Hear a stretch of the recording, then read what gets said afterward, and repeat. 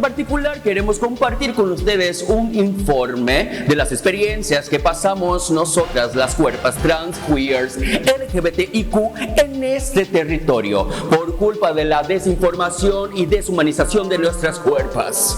Will York Llanes está por la calle de Asunción recorriendo los bares con un discriminatródomo.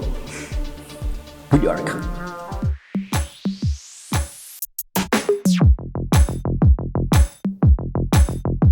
Estamos en las calles asuncenas tratando de medir con un termómetro gigante el grado de discriminación de las personas hacia la población LGBTIQ+. Acompáñanos a ver una de las respuestas. Por más que vos quieras sentirte tranquilo, sí o sí en algún momento alguien te va a mirar mal o va a hacer algún comentario despectivo por tu imagen o por tu forma de expresión. Bibliotecas, por ejemplo, que no le dejan entrar a mis amigas por la forma en la que están vestidos o si son trans, son súper transfóbicos acá. Situaciones de acoso miles de veces, no solamente que me pasó, sino que ya vi. Siempre se sufre discriminación, puede ser de una manera totalmente explícita o puede ser a través de miradas o comentarios. Bueno, yo pienso que la chispa y en la cuadra cultural sí hay libertad para que la gente pueda estar con quien quiera. No en todo el Paraguay debería ser así. Tengo demasiados privilegios, en el sentido de blanquito, hombre, hetero, cis. Y tengo que darme cuenta que tengo muchos privilegios, una suerte de que poder venir caminando tranquilamente por las noches de Asunción así.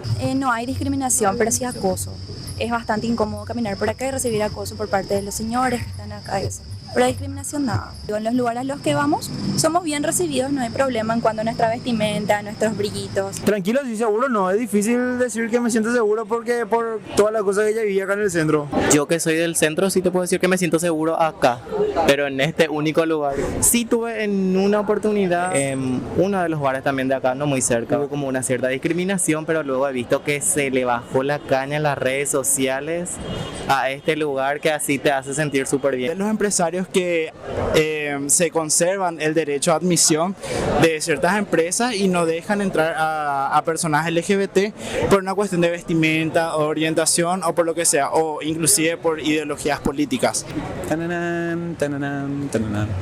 ¿Cuál es la reacción que vos percibís cuando se manifiestan estos tipos de discriminación o exclusión acerca de las personas? Indiferencia, rabia por parte de las personas que son discriminadas, pero indiferencia por el resto de las personas que nos rodean, se ponen del lado del opresor. Hay gente que responde obviamente en contra de quienes violentan, sí, y no son muchas, pero siempre hay una amiga mostre ahí que salta. Entre amigues siempre nos defendemos, esa es la posta. No voy a poder hacer mucho tampoco, por lo menos cortar el mal momento que está pasando la otra persona, porque capaz me pasa a mí también algo similar o algo así. Impotencia y rabia, o sea, nadie merece ser tratado así. Hace falta una erradicación social de toda esta discriminación. Para las personas LGBT es mucho más difícil porque sufrimos bullying en la escuela, en los colegios e inclusive en las universidades, y es una cuestión que urgentemente hay que erradicar. La discriminación parece ser un problema catastrófico. ¿Vos qué pensás?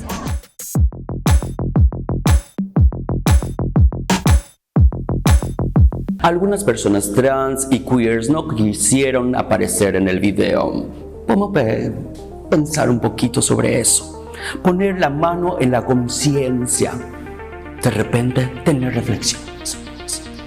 Estamos hartas de vivir como prisioneras adentro de nuestras propias casas. Estamos hartas de vivir como prisioneras adentro de nuestras propias ciudades. Estamos hartas de vivir con miedo. Estamos hartas de vivir con tristeza, con desesperanza. También merecemos ser felices. Merecemos cambios. Los políticos son responsables porque no tenemos derechos.